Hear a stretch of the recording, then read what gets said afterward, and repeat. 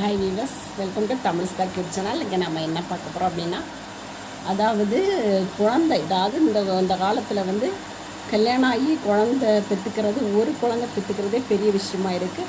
அந்த காலத்துலலாம் பார்த்திங்கன்னா இளம் வயதில், அதாவது 18 வயதிலே கல்யாணம் பண்ணி தொடர்ந்து 6 குழந்தைகள் 7 குழந்தைகள் பெற்றெடுத்தாங்க. ஆனால் இந்த காலத்தை பொறுத்தவரையில் ஒரு குழந்தை பெறதே பெரிய விஷயமா இருக்குது. அதுக்கு என்ன காரணம்னு நினைக்கிறீங்கன்னா, அதாவது இப்போ கல்யாணம் பண்ணுறதே 30 வயசில் தான் கல்யாணம் பண்ணுறாங்க.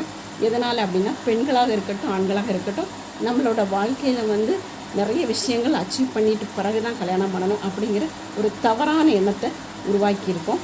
ஸோ அதெல்லாம் நீங்கள் வந்து ஃபஸ்ட்டு 25 வயசுலேயே கல்யாணம் பண்ணி ஒரு குழந்தைய பெற்று எடுத்துக்கிட்டு அதுக்கப்புறம் நீங்கள் உங்கள் லைஃப்பில் என்ன வேணால் அச்சீவ் பண்ணலாம். காலம் வந்து நமக்கு கொண்டு இல்லையா, அதனால் நாம் ஃபஸ்ட்டு வந்து நம்ம குழந்தைய பெற்றுக்கிறது ரொம்ப முக்கியம். இப்போ நிறைய பார்த்திங்கன்னா கருத்தரித்தல் மையம் உருவாயிட்டே சொல்லலாம். எதனால் அப்படின்னா, பெண்கள் வந்து உடனே குழந்தை பெற்றுக்கிறதில்ல. ஸோ ஹார்மோனல் இம்பேலன்ஸ் ஆகிடுது. 35 வயசுலேயே பெண்களுக்கு வந்து மெனாபாசல் பீரியட் வந்துடுது. ஸோ எல்லாருமே 25 வயசுலேருந்து 30 வயசுக்குள்ளே அந்த காலம் வந்து கருத்தரிக்கக்கூடிய காலம், முக்கியமான காலம்.